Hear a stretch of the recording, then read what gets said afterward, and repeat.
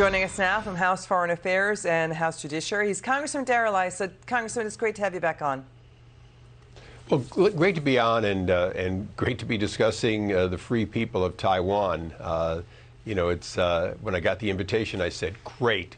One of my favorite subjects, now that there's no longer a free Hong Kong, there still are free Chinese somewhere in the world. But there's a fear that there could be a backlash, that China could choke off Taiwan like it did Hong Kong, because now the Speaker Pelosi is slamming China, saying that the president of China has certain insecurities on his part, and China is doing military drills on the level of a blockade, even missile tests over Taiwan, and they're blockading 2,000 food products exports out of Taiwan. So was this trip worth it? What do you think?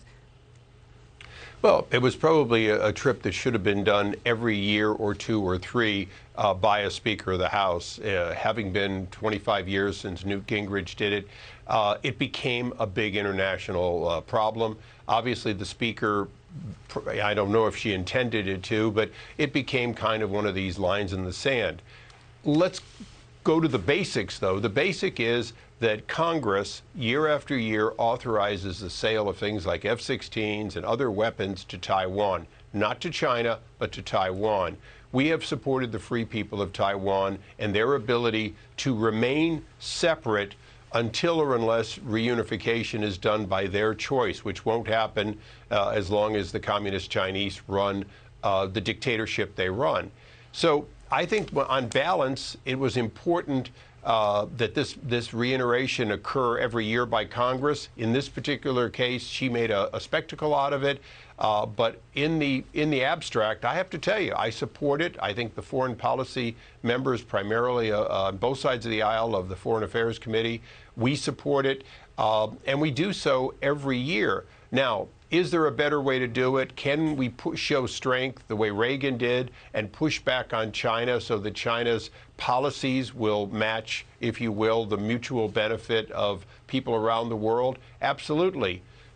And I know I'm filibustering, but remember, the closest island to Taiwan is not mainland China, it's Japan. Right. And we have an ally there that deeply is concerned about whether we're maintaining a balance with the Chinese and their expansion. I mean, let's watch the White House official John Kirby talk about potential retaliation. Watch this.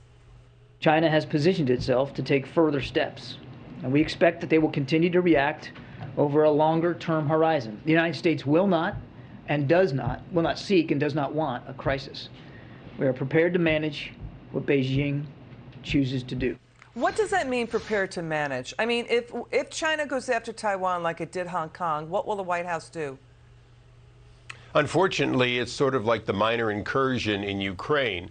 This is an administration that doesn't have the kind of foreign policy that deters bad actors, including China. So we are certainly watching it and very concerned. It should have been a statement that we have a long-standing support for the two separate Chinas until there's an agreement. It wasn't, and that probably does give us a greater fear. Congressman Issa, thanks for joining us. It's good to see you.